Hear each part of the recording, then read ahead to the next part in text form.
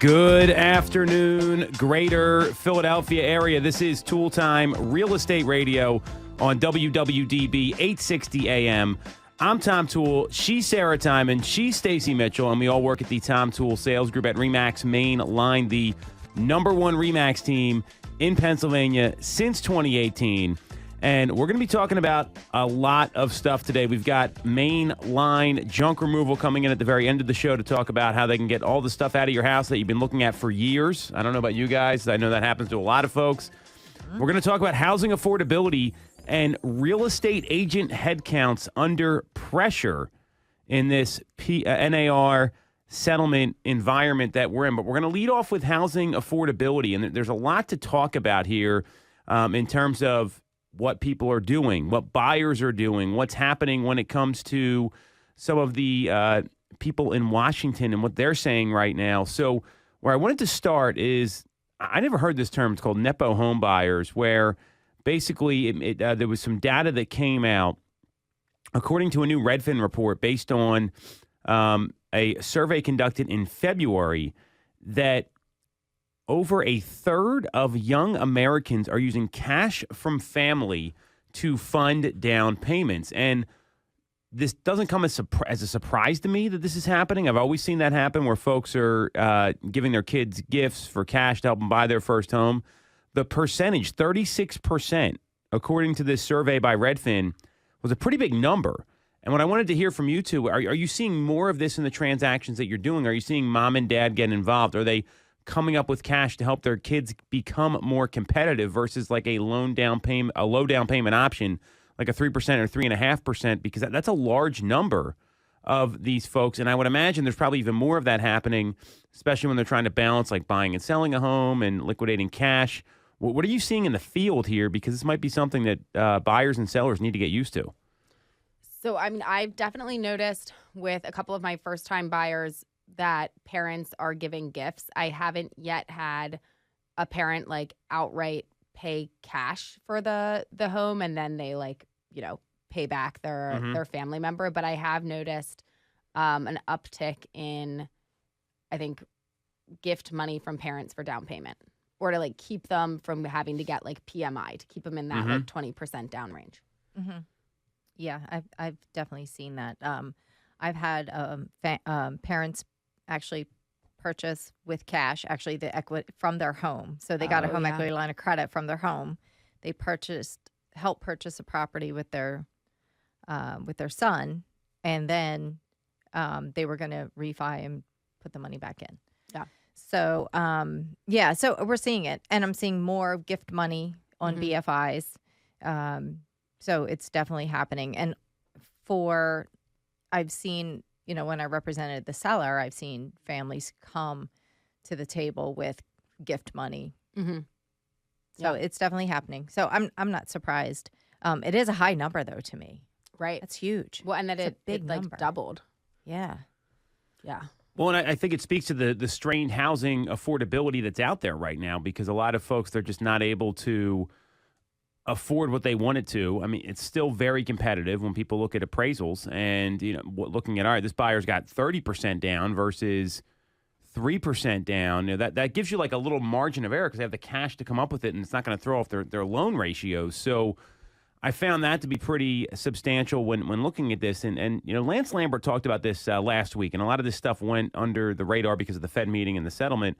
And he was on an interview with Charles Payne on Fox Business. So if you don't know Lance Lambert, he has his own website. It's called the Resi Club, all about residential housing analytics. And what he said was specifically taking into account mortgage rates, incomes, home prices, affordability is strained at the worst levels in the last 4 decades. And so when you have that, and a lot of home buyers can't get in, and a lot of home owners can't sell and buy something else because they can't afford these new monthly payments, what you see is a lot of political scapegoating. He went there. And so they're going after, in some municipalities, short-term rentals, Airbnbs, talking about the institutional side of the market, and then looking at scapegoating real estate agents. He mentions the DOJ is going after NAR, and that people act like lowering commissions would improve housing affordability. And then he said going after soccer moms making $60,000 a year because it's the only job that works around their kids' schedule. But at the end of the day, if you look out at a lot of the countries that have lower commissions, they don't have better housing affordability. These European countries have worse housing affordability. So there's a lot of scapegoating, and really the only thing that is going to improve housing affordability is supply. It's the boring things, more ADUs, upzoning, tax policy that works for new construction and not against new construction, lower fees on home building, all the boring stuff that would long-term increase supply. So what do you think about Lance Lambert talking about this here? Because this is affecting a lot of people. You think about the folks that are giving these gifts. I mean, that affects retirement. That affects people's ability to retire at the age they want to. Affordability continues to be the thing that's kind of jamming up the housing market here. And, I thought this was very well said on this interview on Fox Business. Yeah, I agree. Because, I think it's really quick, especially if you just look at the headlines and, even some of the articles themselves that don't accurately say what is going on.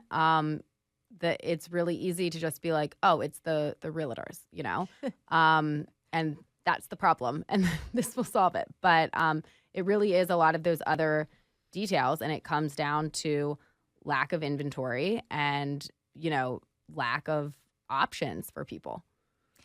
Yeah, I like a lot of what he said. Mm-hmm. And we know, we have seen a chart about the institutional buyers. There's not, it's a very small percentage. Mm-hmm. So, but I hear that a lot. Oh, all these big corporations buying up real estate. It's a very, very small sliver. So I'm going to have to pull up my chart so I can tell you the percentage. But most of the real estate owned is by, regular people, mom and pops. Yeah. Yep, have so getting back to affordability and loosening up supply, if there were sellers' incentives, I believe that would definitely help. But what he said about coming after, blaming on the institutional buyers and us greedy realtors that, Right. We just lay around and wait for checks to come in. We don't do Right. anything. It's crazy how they'll blame everything else except what's really going on and what's been happening since the Great Recession. Mm-hmm. This has been since Great Recession and since a lot of the home builders went bankrupt. It's just been a heavy lift getting construction restarted. I think in 2018, that's when a lot of builders started coming back in. And then we had obviously COVID and supply chain issues. So it's just been a real challenge and a lot of restrictions. So, loosening up getting some seller incentives would be very, very helpful. Well, and you don't hear these solutions. I mean, you have the president coming out saying that this is the first time commissions were negotiable, which is just 100% inaccurate. I mean, it's just a bad statement. And then you have, I'm going to incentivize buyers here. Buyers don't need an incentive. They're trying to get a house. And, what Lance said here I thought was really, really accurate. It's some politicians, unfortunately, are using this settlement as a talking point. And then they came up with this number of everyone would save $10,000. And if commissions fall, it's sellers who are going to benefit, not buyers, because they're going to, you don't go to court when you have to pay your own attorney, and it doesn't work that way. So, I think there's a lot of posturing now around this because it's a hot topic, and we're going to get into this in a little bit because I think you're going to see real estate agents, the number of them drop because of this. And there's some other opinions on this. But when it comes to affordability, what you really see happening right now is that we have these, we're seeing that there's 86.6% of all homeowners have a 5.99% or less rate on their home. So, that's a very real issue. And now that number's improved. It was over 90% this time, just a few months ago. We're seeing active listings increase. So on a year-over-year basis, active listings have increased 25.5%. And that means like the supply on the market. And new listings have risen by 14.9%. We haven't seen quite the same bounce here, but it's close. This is a national number, obviously.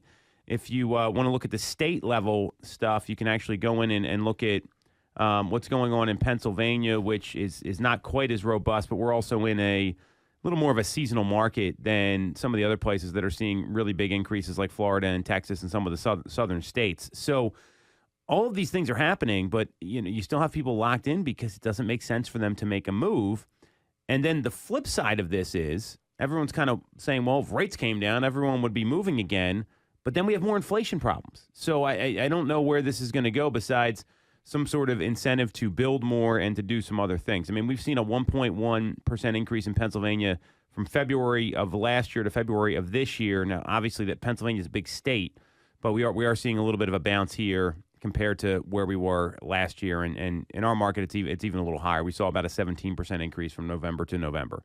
So what are consumers saying about all this? Because I feel like there's more activity in the market than we saw 12 months ago. Like, what are your buyers and sellers saying, ladies, when you're sitting there talking to them and dealing with all these issues? Well, I've had a couple buyers actually ask about the lawsuit. One just called me the other day and said, "So, do I have to pay you now?" We talked at length about it, and one of his other initial reactions was, "And this is supposed to help buyers?" And it was a question, and I told him my opinion, and he said, I don't see how this is going to help buyers." So, I am getting questions about it. Mostly from buyers. I did have a seller ask about it also, thinking that they would probably not offer buyer agency compensation until we went over the benefits of offering buyer agency compensation. I'm definitely seeing the questions out there. There's a lot of really bad information that people are hearing. I just tell them, don't listen to what's going on the national news. Don't listen to that at all, because it's not correct. And thank you for asking me and trusting me to give you the information about what's happening. Right. It's swirling around out there. Yeah. I've had it come up, several times. I was kind of surprised at the number of times it came up, but also, it is all over headlines. So not surprising that, it's kind of top of mind for people who are thinking about making a real estate decision. But yeah, I've had that come up in terms of like homes hitting the market and inventory. Earlier in the week, last week, I kind of felt like not much was happening. And then there were a number that popped up that didn't really have like the Coming Soon campaign that just came straight to the market over the weekend. Like it has been, particularly turnkey properties that are in that like in some of those hot price points, they're going quickly and they're going with, there's a lot of offers. Yeah, a lot of offers. Mm-hmm. Well, that's why these people have to go to their parents or family members to get some down money, because they really can't compete. And it's a challenge, right? So there's, and Stacey, what you said there, I think there's so much misinformation out there right now that if you don't have an agent that can actually explain all this to you in a clear and concise way, and if agents don't know about it, that's even a bigger problem that I see. When you look at this whole thing here, it's really about affordability is a challenge. And unfortunately with this, if the settlement, gets approved the way it does and buyers do have to pay, and we don't really know what's going to happen. All we know right now is compensation's coming off the MLS and that you're going to have a buyer agency agreement before you go out. I think that's actually going to help a lot of these buyers so they don't get stuck with some agent that doesn't know anything, which is a big problem. And that's been going on for decades. And because there's a lot of confusion about this. So when it comes to affordability, if I'm a buyer right now, I'm looking at, hey, all right, what's my monthly payment? What's my cash to close? And it's a yes or no. And that's really the only numbers to look at here. Sellers are in a little bit of a different spot because they're going to have to make a decision. Does it make sense for me to move? Is it best for me to move if I have a lower rate? Because right now we've only got 13% of people have rates higher than 6% on their existing homes. So that's exactly where this is going to come down to. So when buyers are having affordability challenges, do you have people that have had to adjust their price ranges? Have they had to adjust their home search? Like what's that conversation look like? Because I know it's not an easy one. Oh, yeah. I have had buyers adjust everything, their search criterion, they're logistically, as far as their size, the size of the home that they're looking for. They've even included townhouses. Pretty much everything I've had buyers get creative with.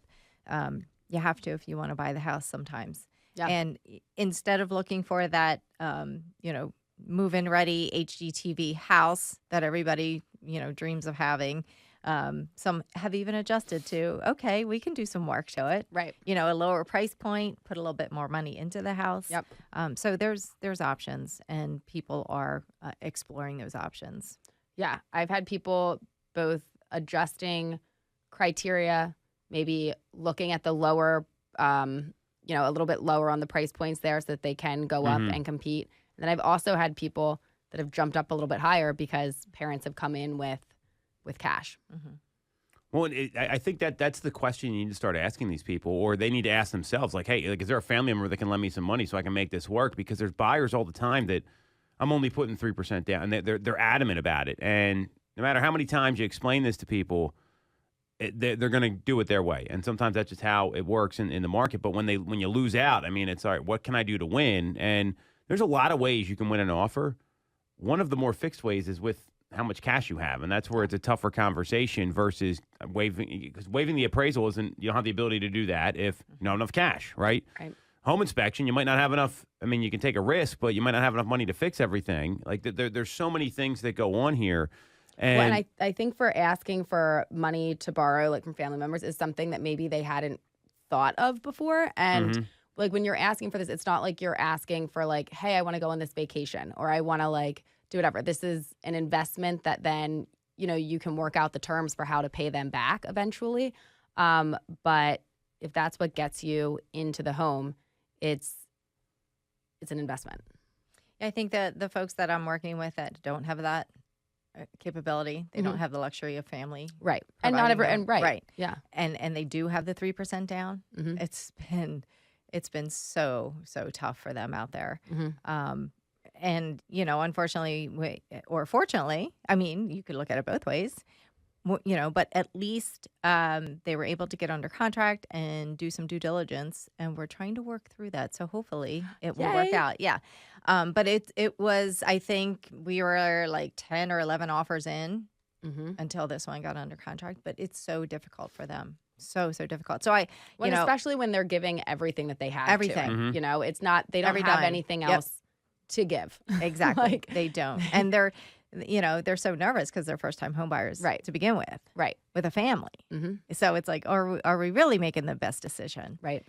So it's, it's that kind of situation that really makes it tough. And if they had to pay compensation on top of it, they wouldn't be able to buy a house. They'd be looking at, continuing to rent. Right.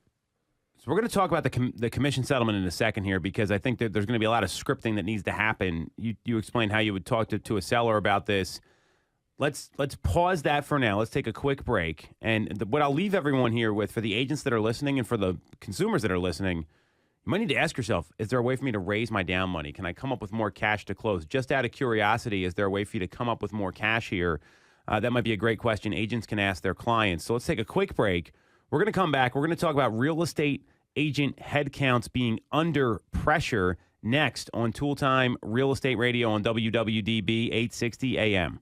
For the best local mortgage service and great rates on your money, look no further than Mortgage America. We've been operating in the greater Philadelphia area for 40 years with a focus on smooth, easy access to home purchasing. Whether you're a first-time buyer, upsizing or downsizing, or just refinancing, we have programs for you. We also have closing cost assistance programs and access to subsidized interest rates. Pre-approval is free, no costs or commitments. To learn more, visit our website at mymortgageamerica.com or give us a call at 610-439-8000. We always have a person available to take your call with around-the-clock human service. Purchase your home with the personalized, local service you find at Mortgage America. Mortgage America is an equal housing lender. NMLS 128501. The Tom Toole Sales Group is the #1 RE/MAX team in Pennsylvania with over $165 million in volume for 2021. I'm Tom Toole, and our team has achieved that kind of success by being a great place to work with and to work for. No one knows Greater Philly better than we do. We know real estate, but more importantly, we're real people. We hire the best agents, and we give them all the tools to succeed. Even our brand new agents sell 17 to 24 homes a year because our team delivers the best experience in real estate. Teams deliver a better experience than individuals, and we're a top 1% real estate team in the country. We call it AAA service. We're your advocate, ally, and advisor. Because this isn't a transaction to us. It's a relationship. If you're buying or selling a home, call the Tom Toole Sales Group at RE/MAX main line at 610-692-6976 or visit tomtoole.com. That's tomtoole.com. Sell your home for more, and remember the real estate golden rule. You always get more when you work with Tom Toole. When you're getting a mortgage, you shouldn't have to sacrifice great service just to get a great rate. At Mortgage America, we've been lending with this philosophy for over 35 years. We have access to great low rates without the complications and delays of big or online banks. We're a local Pennsylvania lender with loan officers that you can actually meet. As PHFA's #1 lender, we specialize in all residential mortgage programs, including first-time buyer programs and low down payment options. For your free pre-approval, call us at 610-439-8000 or apply online at mymortgageamerica.com. Mortgage America is equal housing lender, NMLS 128501. Have you considered a career in real estate? Do you want control over your income? Whether you have a license or not, call us today at 610-692-6976 or visit tomtoole.com. Join our team, the Tom Toole Sales Group at RE/MAX Main Line. Welcome back to Tool Time Real Estate Radio on WWDB 860 AM. I'm Tom Toole. She's Stacey Mitchell. She's Sarah Tymon. We all work at the Tom Toole Sales Group at RE/MAX Mainline, the #1 RE/MAX team in Pennsylvania since 2018. And we are talking about real estate agent headcounts being under pressure, as well as we've got Mainline Junk Removal coming here to talk about how to get stuff out of your house, how to help prep a home, declutter. Very overwhelming for a lot of clients I know that we've all worked with. So if you get some value out of this, you'll like what you hear, make sure to hit subscribe on the YouTube channel. Click the bell for notifications. And if you want to schedule a call with one of these two ladies, you can do that with the link in the comments. So another, interesting article here this is no surprise to me, by the way, that even if commissions hold steady, a lot of people are predicting that we are going to see real estate agent headcounts under significant pressure. One, because of what's going on in the market, and two, because of I think there's going to be an inability to actually navigate this for some folks. That's my observation, at least. And we already seen that NAR, the National Association of Realtors, their membership between January 2023 and January 2024, it fell 2.08%. Washington State is down the most by 11.1. They've also had a couple brokerages pull out of NAR altogether. They don't have that MLS tie-in. And then Barbara Corcoran came out and said, hey, I don't think this commission lawsuit's a big deal, but the confusion that it is causing is amazing. So with all this talk about what's going to happen with the industry, agents coming and going, what do you two think is going to happen? Well, I think with renewals happening, licensing renewals happening at the end of May, I think we're going to see a big drop off then. There's a lot of panic and uncertainty among agents nationally, just on some of the boards, some of the stuff you're reading. Right. People have no idea how to approach this. They don't even have the correct information. They're like, it's hair on fire. So if they're already struggling in this market, I think they're just going to, they're not going to renew their license. So I think we're going to see a big drop at the end of May. Yeah, I agree. If you were kind of up in the air as to, if you were planning on it, like just the fact that it is a renewal year, I think will cause a lot of agents to pull out. And I mean, with this being a business where like you must get to the settlement table to get paid, different people have different amounts of tolerance and buffer and savings set aside to kind of get through some of the more difficult times. And I think often when there are a lot of changes going through and things that you need to adapt to, if you're somebody that can't do that quickly, and that's going to add additional kind of lag time into getting your next deal, you may not have the option to stick it out. Mm-hmm. Yeah, I agree with that. Well, I think what we're looking at here is the confusion. It's very unfortunate what happens in our business because it's all independent contractors, right? If you're on a team, it doesn't matter. You're still running your own business. I think we all kind of get that. And I know that's something Brian, our sales manager, talks about all the time is we're all business owners. And there's some business owners that are just waiting for a deal to fall out of the sky. And in my view, if you're really not even if you're not spending a couple hours a day generating business or trying to talk to people and move them through the funnel, and 2 hours is kind of the magic number, I don't even know if you really have a business. And that's just something that I see, and we see the folks that struggle. It's because they're not doing anything. They're just waiting for something to come to them. And if they're doing that with their own business and livelihood, then there's a change like this, and like most people aren't even going to be able to explain it. Like some people are just sticking their head in the sand, and there's still going to be, like you said, Stacey, you're able to explain this to a seller in ways they can understand, because you still have to attract buyers. You still have to prep the home to make the best possible impression for buyers. You still need someone to negotiate, and it's a lot easier negotiating with two people working with the clients than just one, where you're having to basically deal with both sides. So I think the confusion around this is a lot of people don't even know what it means. And this isn't just consumers, it's also agents. So, and, you factor that in with there's less transactions. A lot of people that got licensed, and Sarah, what's the number? 75% of agents are out of the business their first year. Yep. And 87% are out after 5 years. So if you look at like the next renewal cycle, right? So it's 2024. So that means the last time anyone that got licensed in like 2022 on, well, 2022 was a weird year because it was a good market at the start. And then, it changed a little bit the second half of the year, right? So a lot of those people that maybe got into the business when it was easy to do a deal and you were in the right place at the right time, now they don't know what to do. They don't know how to talk to people. They don't know what to say. They don't know how to say it. They're going to have a tough time doing any business, period. I mean, I think it's going to be a real challenge. So I would see that we could, I wouldn't be surprised if we see like a 10% drop in membership over the next year. Yeah, I think so. I think it could even be higher. I mean, given the age of the majority of agents, they're going to be aging out also. So Great it's point. those folks, too, that are like, you know what, it was a good run, I'm out. Because they are at the point where, they just should retire, or they want to retire. And then this is just the straw and, that broke the camel's back. They just don't want to have to deal. So I think you're going to see some of that, too. Right. So Joe Rath, he's the head of industry relations for Redfin. He said the decline in existing home sales hit newer agents the hardest, especially those who got into the business during the pandemic housing boom. We've seen a lot of that. And those with significant business and strong customer pipeline have been able to weather this downturn better, but there's no doubt that this sluggish market has caused financial stress for many real estate professionals. And the downturn will lead less successful agents and part-time hobbyist agents to leave the industry for good. And he talks about part-time. I mean, the NAR stat is like the average agent worked like 30 hours a week last year.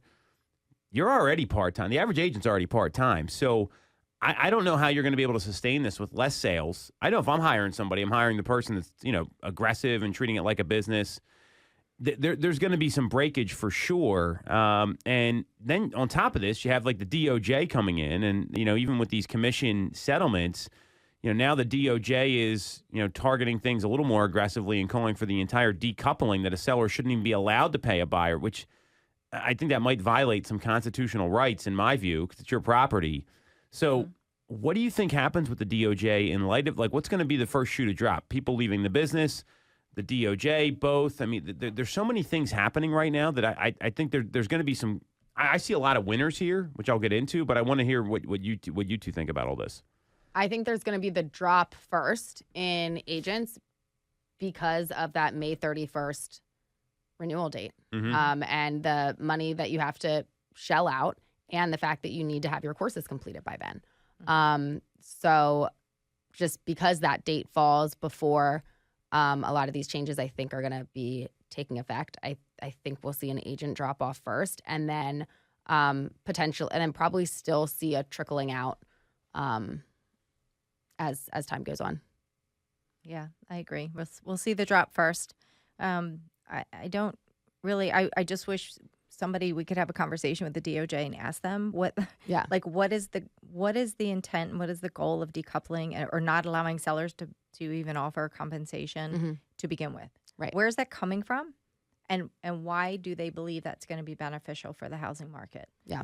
Who does that benefit? And where do they see the buyers getting resources? Right. I just want to know where they're getting their information. Yeah.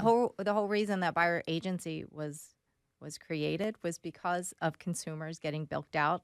You know what I mean? The whole thing was created because there were so many issues with dual agency. There's some, there's some states that don't allow dual agency. Right. So what happens then? Right. I know that some sellers think that that'll be automatic. Well, if you're going to list my home, then you're going to take the buyers through and you're going to do this and do that and do this and the other. And Then you're still paying the same commission that you would have been paying if you were splitting sides. bingo, 'Cause you're doing all the work. double work. Yep. Right. Right. Can you imagine that? Oh my gosh. So there's a lot of really hard conversations. Start picking listings that like only are in your neighborhood. Right. Because like, you're never going home again. Never. You're going to be living at the house, showing buyers and talking to your seller. But everybody has to understand when you get in under contract with a seller to list their home, you're working for the seller. Right. Well, and then even if like what gets hairy with dual agency is even if you completely are, by the book and you don't disclose any information to the other side that you weren't supposed to and you're doing everything right, there's always the perception that they may think that you did. So even if there's really it's a hard one to come out of with everybody feeling good about it, I guess, unless if it is like the cleanest offer with everybody got exactly what they wanted and it got done in like several weeks, like from getting under contract to settlements. There's no time for issues to arise. That doesn't happen. And There's that's never a so dream. rare. Right. Right. So Right. And perception is everything. Yeah. And even when people are represented on both sides, there's still a perception. Right. Sometimes, like some people really get things, in their heads. Mhm. So that's going to be a real problem. I think that there's going to be a lot of issues that come up because Right. of this. Yeah, it's the whole thing. What they're trying to undo was done for a very specific reason in the first place. Right. You mentioned about the seller side, right? And I think there's going to be questions that come up around this. So I kind of mapped out, and our team's been training for this for a while, and I think it's important to be in an environment where you have these opportunities, even go sell houses. So you don't want to be one of these people that drops out of the business. But if you can't effectively explain to sellers, like, here's the benefits of doing this, here's the benefits of paying a buyer's agent, because most buyers can't afford this anyway. The buyers always exhaust like all their they go to the max, and that's what happens no matter what. So they're always going to go to the max. Then there's the flip side of, like, even if they do negotiate it, right, and let's say they come and ask they ask the seller for like a concession or something, then you did all this anyway, and you get the same net result at the end, and it causes a lot more headaches, but you're dropping down the exposure that you're getting.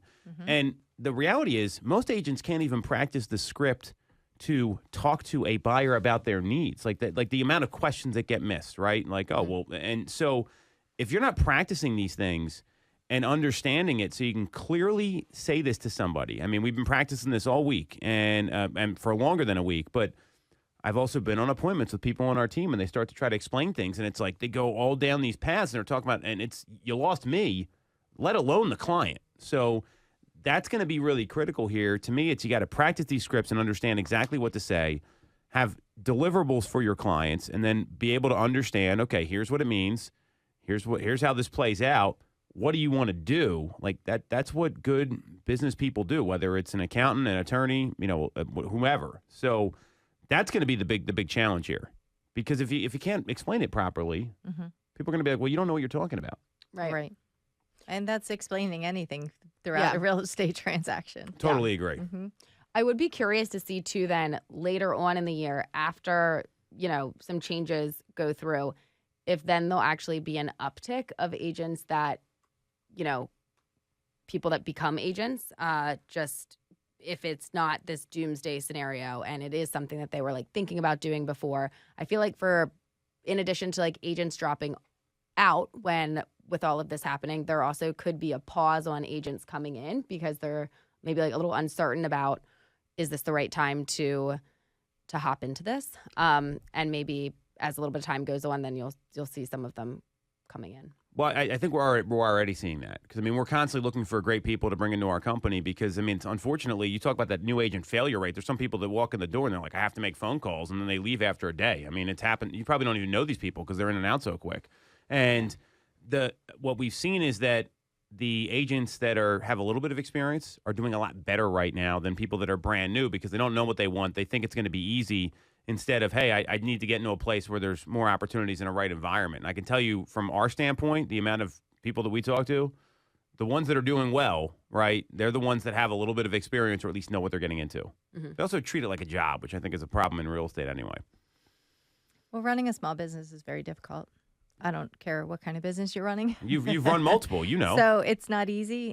People, I don't know. I guess they have like this perception, this, perception of how a small business is, and then it's work. You have to constantly work on your business all the time. Always, no doubt. All right, let's cut it right there. So we got Mainline Junk in the house here. Patrick will be jumping on in the next segment. This is Tool Time Real Estate Radio on WWDB 860 AM. When you're getting a mortgage, you shouldn't have to sacrifice great service just to get a great rate. At Mortgage America, we've been lending with this philosophy for over 35 years. We have access to great low rates without the complications and delays of big or online banks. We're a local Pennsylvania lender with loan officers that you can actually meet. As PHFA's #1 lender, we specialize in all residential mortgage programs, including first-time buyer programs and low down payment options. For your free pre-approval, call us at 610-439-8000 or apply online at mymortgageamerica.com. Mortgage America's equal housing lender, NMLS 1285001. You shouldn't have to deal with all the red tape when getting your mortgage from a big or online bank. At Mortgage America, we have access to big bank money, but with the personalized and detailed service of a local bank. We are here in your community and ready to serve with fast settlements, low down payment options, and first-time homebuyer programs. Pre-approval is free, no costs or commitments. For more information, visit our website at mymortgageamerica.com or give us a call at 610-439-8000. Mortgage America's equal housing lender, NMLS 1285001. I'm Tom Toole of the Tom Toole Sales Group at RE/MAX Main Line. If you're thinking of becoming a real estate agent in the greater Philly area, I have a special offer for you. Our team did $165 million of volume in 2021, making us the #1 RE/MAX team in Pennsylvania and a top 1% team nationally. Our agents love us because we offer them a successful career, a great life, and an unbeatable culture. Agents who've been with us for at least a year average 30-plus sales. Even our brand new agents average 17 to 24 sales a year. We offer proven systems and expert training. We help you set more appointments and sell more houses. Now here's the offer. If you don't have a real estate license yet, we offer real estate scholarships so you can get one for free. Check it out at realestatescholarshipprogram.com or visit the Tom Toole Sales Group at RE/MAX Mainline at tomtoole.com. That's tomtoole.com. Get more out of your real estate career, and remember the real estate golden rule. You always get more when you work with Tom Toole. Have you considered a career in real estate? Do you want control over your income? Whether you have a license or not, call us today at 610-692-6976 or visit tomtoole.com. Join our team, the Tom Toole Sales Group at RE/MAX Mainline. All right. We are back on Tool Time Real Estate Radio on WWDB 860 AM. I'm Tom Toole. She's Sarah Tymon. She's Stacey Mitchell. We all work at the Tom Toole Sales Group at RE/MAX Mainline, the #1 RE/MAX team in Pennsylvania since 2018. And we are talking with Patrick McNichol from Mainline Junk. So if you get some value out of this, you like what you hear, make sure to subscribe to the channel on YouTube. Hit the bell for notifications. And if you want to schedule a call with us or get in touch with Patrick, you can use the link in the comments. Patrick, thanks for coming on first and foremost. Really appreciate having you here. The websites are mainlinejunk.com and suburbansolutions.com. So tell us what you need to go to, what the right websites are, what you guys do, because finding good movers and getting rid of stuff in your house is a major problem for a lot of consumers right now. Thanks again for having me. So we have two brands. We focus on anything relocation related. So when it comes to packing, moving, junk removal, clean outs, we handle everything from start to finish. We can do as little as a small apartment move to large estates. We move locally and long distance. So anywhere to or from the Philadelphia area, we can handle, and all local moves as well. We have a sister company, Mainline Junk Removal, which does residential and commercial junk removal, from small bulk furniture cleanouts of a garage to full estate cleanouts. We can help manage estate sales as well. And we do a lot of property management work for builders, where we're doing turnover or eviction cleanouts, as well as construction debris removal and demolition. And we also do a lot of senior downsizing, which is a combination of everything. That's been our focus for the last couple of years. I think you guys know that a lot of people that are moving these days are in the senior world. So we really try to focus on both companies here, because when seniors are relocating, they're typically downsizing. So we can help with an array of services, from packing and organizing what they currently have, moving what they need into their new home, whether it's a 55-plus community, independent living, whatever it may be. But there's also a lot of things left over that are still in good condition, which is where we use our estate sales teams to help sell and recoup value for our clients. We can also donate anything that is still in good condition but might not have that extra value. And then last but not least is just getting rid of whatever's left over. A lot of people need friends and family to take some of the items too. So we try to be a one-stop shop. We say one call solves it all. You give us a ring and we can handle anything that you need to relocation-wise. Wow. Awesome. So this is like one of the big stressors for a lot of the folks I know that I've met with. I mean, how many times I think of one client in particular we met with. I mean, we've gone through this a couple times. So, like, what are some of the stressors that you guys hear that maybe a company like Patrick could help with? Because we see it on the other side. They're like, what do I do? They don't even know companies like you exist half the time. Yeah, I mean, I think getting that information to them early on, because that often is a topic that comes up when you're just talking about like getting the house ready to sell, let alone then when it gets under contract and you have to have all your stuff out. So yeah, having that like as an available option early on, maybe like kind of coincide with if there's somebody that wants us to bring the stager in, so the stager would make the recommendations, and then the rest of the stuff they can kind of get started on, so it's decluttered prior to people even coming in. Or I mean, I've also had it happen where I had a seller who the buyers that we ended up accepting the offer for, they said, whatever you don't take, we'll clean it out once we get in. And that meant more than money, they just didn't want to deal with it. Yeah. Right. Yeah, we do that a lot. So we like to offer a couple different things to our realtor colleagues. One thing we've been doing more recently is offering, especially for sellers, offering our invoicing to go onto the settlement sheet. So a lot of people don't. Wow. That's a big deal. Yeah, it's a huge deal. They don't have the cash. Exactly. So we're happy to get paid after settlement, after closing. Title companies are good for it. So if we trust you guys as realtors, we're going to trust your clients as well. And same thing for buyers. If they want to buy a place and they want to offer the seller to just leave the place furnished, and if there's a lot of stuff left behind, we can work with the realtors to make sure that we can get that out at the convenience of either the buyer or the seller, whatever works best for the transaction. We try to be as flexible as we can. You mentioned staging. If you can involve us as early as the listing appointment, we can help time everything to make it more efficient for everybody. Yeah. Especially when it comes to settlements in the summertime, our schedules fill up more than a month in advance. Okay. The amount of times we get a call for a 4-bedroom move in the same week in the middle of June, that's just not feasible for us in most cases. So we like to get this on your settlement schedule as quickly as we can, so we are not adding stress, but we're making it easier, because it is stressful, right? So the earlier you involve us in the process, the easier we can make it for your clients. Perfect. I love that it is like one-stop shopping. And I'm noticing on your website, especially with the junk removal, there's a lot of items that you take. Yes. I was just looking at this. Oh, my Lord. That are like major issues. Hot tub removal. Mm-hmm. Oh, what? wow. Yeah. Piano disposal. I mean, scrap metal. Tires. They're so difficult getting rid of tires. I mean, there are some things, and TVs. I mean, you guys do it all. Yeah. We're doing a clean out for, I think, I probably can't say who the buyer is, but they're buying an empty lot. There's over 3,000 tires Oh, my gosh. on the lot. And we'll What do do it you even do with those? I mean, get rid of them, obviously. So we can't take those to your traditional transfer stations or landfills. So you have to. We have a couple partners that'll help us get rid of those. That's awesome. Yeah, we'll do that in a day. We can take care of that all in a day. Wow. Yeah. Well, these are also things that cause major problems in real estate transactions, right? Like, I don't want this elliptical here, right?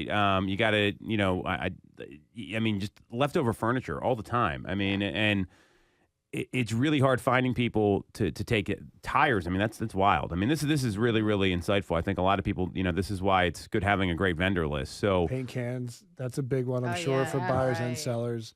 I mean, 9 out of 10 cans of paint in someone's basement are dried out. And Right. worthless. Yeah. There's like this much in it. It's just Yeah. dried and caked and like. Exactly. somebody that's No been one in a home stores for- it right. Yeah, And 30 that has to be years. disposed of in a certain way. So we can Yes. handle that. There is an additional cost. It's typically $5 a can on top of our traditional removal cost. But that's easy Where does for us. paint have to go? It has to be dried out. So we use sand or kitty litter. It has to be dried out, and then it can go anywhere. But you can't just send a can of latex paint in your trash can or to a local landfill.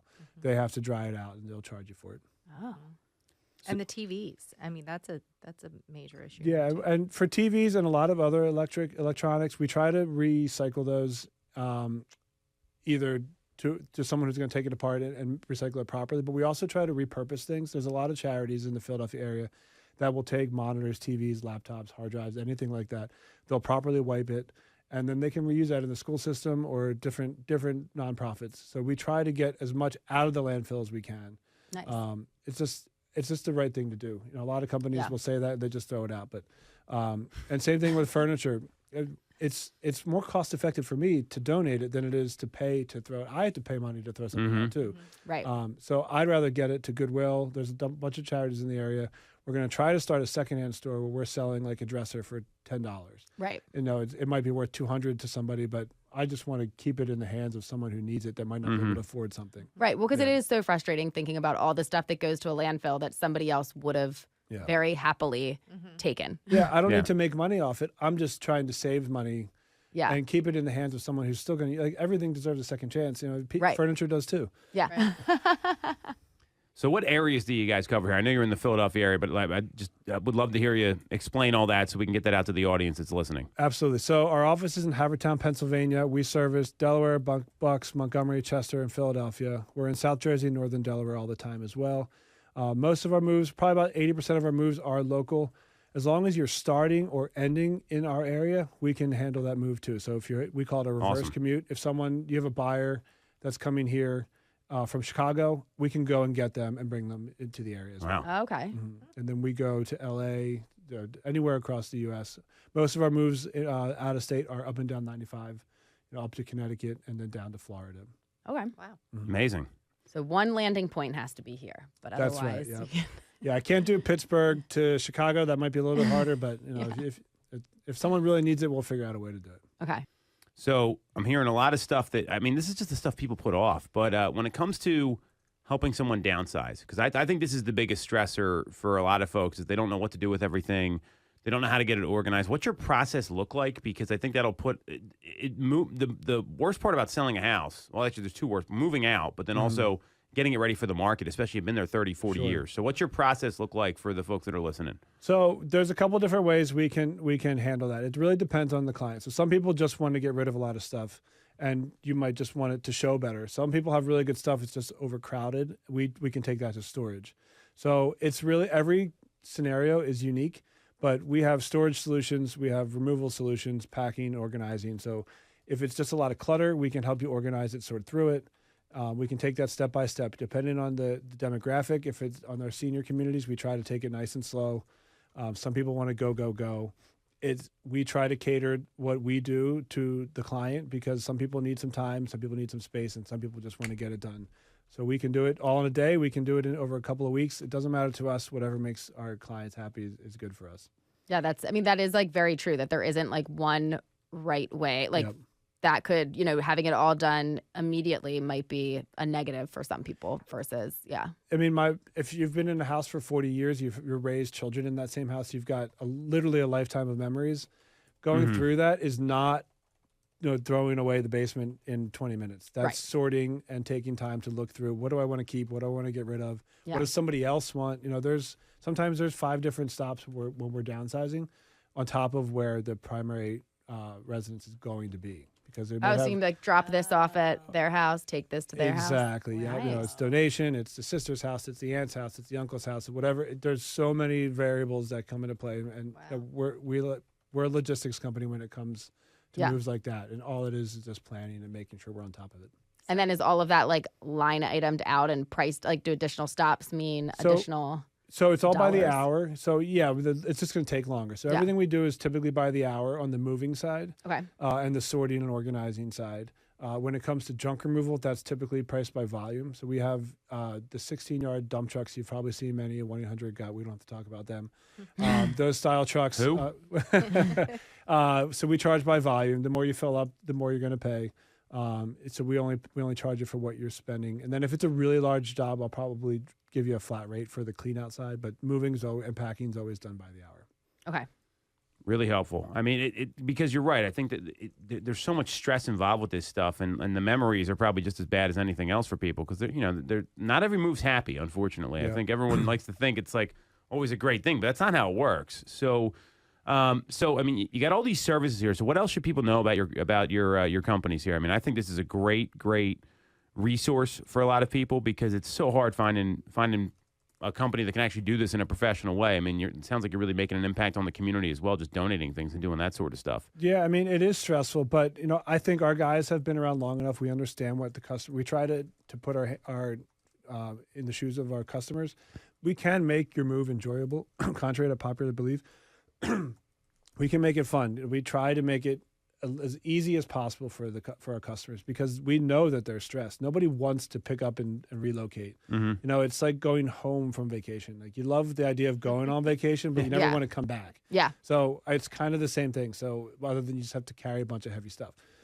So we just try to make it easy. We know what the sticking points are, so we try to tackle those ahead of time so that our customers are prepared.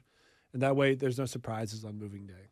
Yeah. For anybody. We don't want to show up to a home and we think it's a 2-bedroom apartment and there's 3-car garage full of stuff on top of 3 other bedrooms. So Right. we ask the right probing questions to understand the scope of the move so that way you're prepared. We might be a lot of questions, but you're going to have a much smoother move because of it. Yeah. Have you ever had it happen where you pull up to a house and the truck is too large for the street and then you have to park somewhere else and carry everything out and it's We are further and experts then it takes extra hours? We are experts happened to on. Did it really? Yes. Oh man, that's horrible. There's one move I told the guy, hey, we can do your move, but if it's raining, because we couldn't get up the driveway. Yeah. There was just no way. Like a van, my car couldn't even get up almost. And they just got the top coat done, so it was slippery. I said, hey, we can do this move for you, but if it's raining, I have to cancel the move because there's no way Yeah. that we could. It was like an ice patch. Yeah. And so, yeah, there's scenarios where we have to plan, but we know how to use Google Maps. Yeah. And if if we think the driveway is too steep, we'll go out and look at it before we even give you a quote. Because that going into the driveway and parking on the street in the suburbs, that could mean a difference of half a day. Oh, yeah. That could be $1,000 difference. Yeah. And I don't want to show up and say it's going to cost you $2,500 to move your single family home, and it's going to cost $3,500 Yeah. afterwards. Nobody wants to hear that. So I try to overplan, overpromise, or underpromise, overdeliver. Yeah. Nobody benefits from surprises on moving day. Right. Yeah. Moving day's rough. I mean, so what do you guys do to prepare? What should people do to prepare for moving day? Because this is I've heard nightmare stories like they're not even ready when they come move out, and then we got to deal with it. So Hire us for packing. Yeah. Yeah. that actually that's a good call. Yeah. I mean, packing is not cheap, but we can do it. We can pack almost any single house in a single day. We'll do Wow. the move the next day. If it's a 4,500 plus square foot home, maybe we do 2 days. Or if you have 3 dining rooms, like sets of that takes longer. But And then just you call us hold it in the advance. truck overnight and then We'll pack you and leave you in your house, and Okay. then the next day we'll come and load everything up. Gotcha. But it's just call us in advance, and we have moving guides that we can kind of prepare you. If you're going to do it all on your own, baby steps, 2 boxes a day, and that's going to get you farther than you think. Start eating out of your freezer, start eating out of your pantry, just Yeah. downsize what you can. Yeah. But just do it in baby steps. If you wait for the last minute, you're going to be stressed. You're not going to be ready, and it's just not going to go well. We'll take care of it. We bring boxes for that instance where the customer's not ready, but it's just going to take longer. So it's just step by step, baby steps is the way to go. Great call. So that's it. If you need to get in touch with Patrick and his team, it's mainlinejunk.com or suburbansolutions.com. Really great service here. They cover the entire greater Philadelphia area. You want to follow Stacey. She's at the #2 Mitchko on Instagram. You can follow Sarah at Ty_TyTime. That's TY_TYTIME. And you can follow me at Tom Toole III, at Tom Toole 3RD. We'll be back next week on Tool Time Real Estate Radio on WWDB 860 AM.